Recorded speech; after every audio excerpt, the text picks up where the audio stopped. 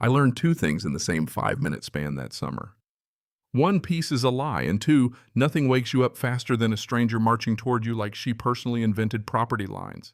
I had just bought a lake, yeah, an actual lake, and I was sitting there with a fishing rod minding my own business when a woman with a clipboard came charging at me like I'd stolen her oxygen. Let me paint the picture for you because it matters. It was one of those afternoons that feels like the universe is finally cutting you a break. Sunlight bouncing off the water in little flickers. Dragonflies doing their lazy little patrols. The kind of quiet where you can actually hear your own thoughts for once. I'd been through a long closing process, a ridiculous amount of paperwork, the sort of adulting that makes you want to crawl under the covers and never come out. But there I was, new owner, new land, and a lake so calm it looked staged for a postcard. I had my cooler next to me, a cheap folding chair, my hat pulled down low, and I was thinking, man, this is it. This is the life. Just me, a line in the water, and no one asking me for anything. And then I heard it. Not nature, not birds, not wind. Footsteps. Fast ones. The kind that say, I'm about to make my problem your problem. I looked up and saw her stiff posture, tight mouth, sunglasses that probably came with a manager's badge. Clipboard in one hand like a weapon phone in the other, like she was already halfway to calling in backup. You know the type. The kind of person who thinks rules are a personality. She stopped a few feet from me, planted her feet like she was claiming territory, and said in that sweet, sour voice that can curdle milk, excuse me, this lake is for HOA members only. I'm going to have to ask you to leave. Now, I don't know if you've ever been sitting somewhere you literally own, trying to enjoy your day, and a stranger walks up like they're doing you a favor by not screaming yet, but something about it flips a switch in your brain. I blinked, looked at her, looked at the lake, looked back at her. I kept it polite, I really did. Oh, I think there's been a misunderstanding, I said. I'm not part of the HOA. Her eyes narrowed like I'd just confessed to being a criminal. Exactly, she snapped. So you're trespassing. I almost laughed, but it came out more like a slow exhale. Because I knew right then this wasn't going to be a normal conversation. This was going to be one of those days where you can't believe what's happening, but also you kind of can because humans are, well, humans.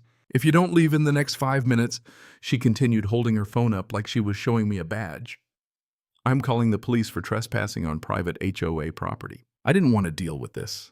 I didn't want to turn my first relaxing afternoon into some weird suburban courtroom drama. So I tried one more time, still calm, still respectful. Ma'am, I said with all due respect, I don't think you want to do that. Oh, you should have seen the way her face changed. It was like I'd waved a red flag at a bull and then insulted the bull's mother. She puffed up, actually puffed up and said, oh, I think I do. We have rules here to keep people like you out. People like me. I was wearing a fishing hat and a t-shirt. My biggest threat was sunburn. But in her mind, I was some kind of invading force. The audacity was almost impressive. I tried again slower this time, like maybe if I spoke gently enough, reality would seep in. Look, I really don't think this is HOA property, I said. I bought this place. And she hit me with the most dismissive little laugh. No, you didn't. Like she was correcting a child. Then she turned slightly away from me, so performative, and started dialing. That's it, she said. I'm calling them. You'll be sorry when you're explaining this to an officer. And you know what? I didn't move. I didn't argue. I didn't stand up and get in her face. I just sat back down on my cooler like I was waiting for my number to be called at the DMV. Because here's the thing. I knew what I owned. I could hear her on the phone loud enough for the squirrels to file a complaint. Yes, hello. There's a hostile trespasser refusing to leave our private lake. He's intimidating me. She actually said intimidating like my fishing rod was a weapon. A few minutes later, a police car rolled up slow on the dirt edge near the water. 2 officers stepped out, and I swear they looked tired before they even saw me, like this wasn't their first somebody with an HOA problem call of the day. One of them walked over toward me, polite but alert, and the other hung back a little, eyes scanning like he was trying to figure out if this was going to be a paperwork situation or a headline situation. Sir, the first officer said we got a call about you trespassing. Is this your property? Before I could even open my mouth, Clipboard Queen strutted over like she was about to give a closing argument. Of course it's not his property, officer, she said. This is a private lake for the homeowners of this prestigious community. The officer gave her this patient, practiced look. You know, the one that says, ma'am, I have children at home. Please don't make this worse. Then turned back to me. All right, he said. What is your side? I reached into my pocket, pulled out my phone, and said, yeah, so about that. I opened my email, found the final closing documents, the title work, the parcel map, because I'm that guy. I'm the guy who keeps receipts, not because I'm paranoid, but because the world has taught me that confidence without proof is just arrogance. I handed him the phone and pointed at the map. I bought this late last month, I said. And that parcel map includes the lake, and it also includes this entire block of houses. His eyebrows went up a little as he scrolled. He zoomed in, swiped, looked at some numbers. Then he glanced at his partner and nodded, just one of those small, silent communications cops do when they're confirming, yeah, this is exactly what it looks like. He handed my phone back, turned to Clipboard Queen, and said, "Ma'am, it seems there's been a big mistake. According to these documents, this gentleman owns this lake and the land your house is on." You could have heard a pin drop into the water. Her face went through about 5 shades of red, like her body was trying to decide whether to faint or explode. She stammered. "That's impossible. This is an HOA. We have bylaws." The officer shrugged, completely unbothered. "Ma'am," he said, "paperwork says he's the landowner, which means, technically, he's your landlord." I'm not proud of it, but I couldn't help it. I gave her a little wave. Just a tiny one. Not rude, not dramatic, just, "Hi, surprise." Her jaw hit the floor so hard I thought it might crack. The officers explained very calmly that she was the one harassing the property owner. That calling 911 because you don't like the look of someone fishing is not a hobby they encourage, and they gave her a warning about misusing emergency services. And the whole time she stood there like her brain was buffering. Then she spun around and marched off, clipboard clutched like a life raft without another word. The officers apologized to me, laughed a little in that we're going to tell this story later kind of way, and left. And there I was again. The lake quiet line in the water, my heart still doing that weird post-adrenaline thump.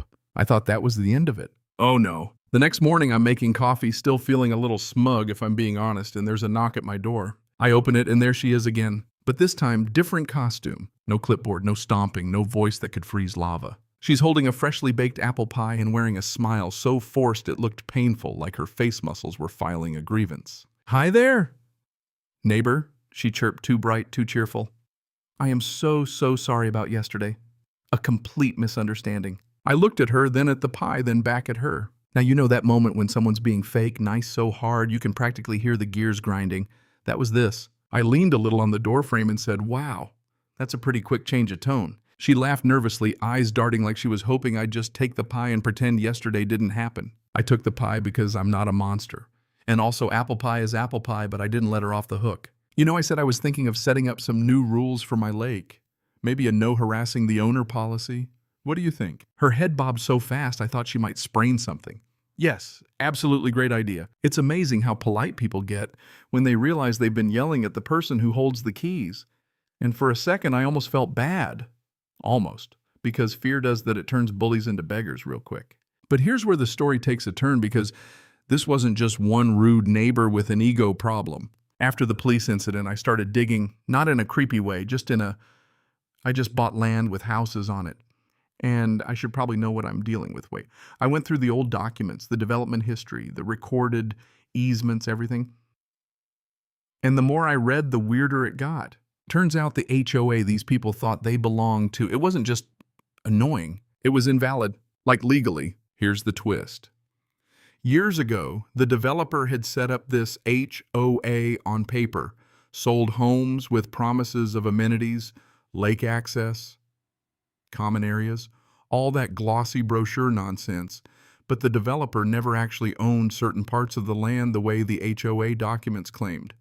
People were paying dues for community property that in reality wasn't theirs to control. And Clipboard Queen, she wasn't just a nosy neighbor. She was the self-appointed president of a fake HOA, collecting dues, enforcing rules, threatening people, all on property that didn't belong to the HOA in the first place. I sat at my kitchen table reading through all of this with my coffee going cold, just shaking my head like, no way this has been happening. But it had. So I did the adult thing, the responsible thing. I sent a formal notice to every resident on the block introducing myself as the new landowner, clarifying the actual property boundaries, and letting them know politely but clearly that any HOA claims over the lake and certain common areas were not legally supported. I didn't come in swinging like some cartoon villain. I didn't threaten anyone. I just told the truth backed by recorded documents. And when I tell you the fallout was epic, I mean it. People weren't mad at me. Not once they saw the paperwork. They were mad at her.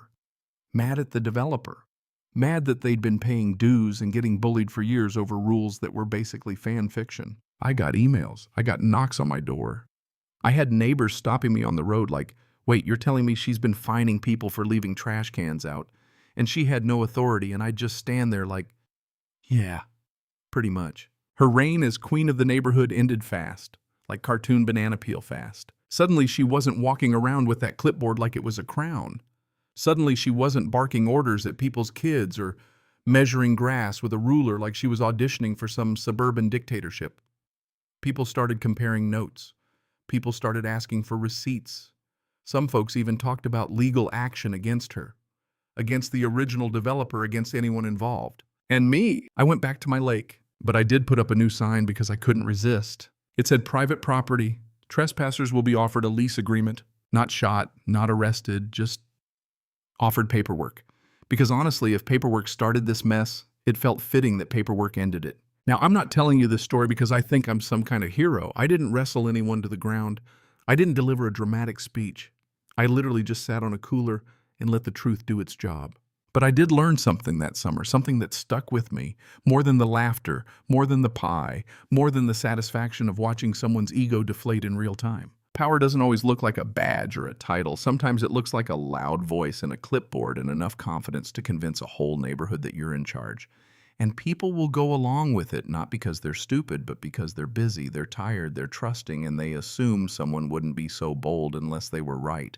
That's the scary part, the way arrogance can masquerade as authority. The way a lie becomes the rules if enough people repeat it. So yeah, I enjoy my lake in peace now.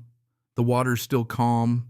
The dragonflies still do their lazy patrols, and every time I cast my line, I can't help but smile a little because somewhere inside me that moment still plays on loop, her calling the cops like she was about to have me hauled away, only to find out she'd been yelling at the guy whose name was on the land. Karma doesn't always come with thunder and lightning.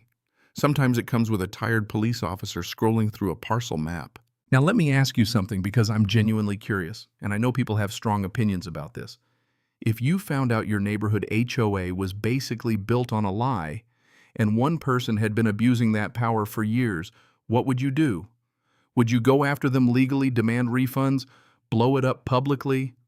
Or would you just walk away and let it burn out on its own? Drop your take in the comments seriously. I want to hear where you land on the line between justice and revenge, and if you've ever dealt with an HOA tyrant or a neighbor who thought they owned the world, tell me your story too. And if you believe in karma, real karma, hit like, subscribe, and stick around because I've got a feeling I'm not the only one who's watched a clipboard king or queen get knocked off their throne.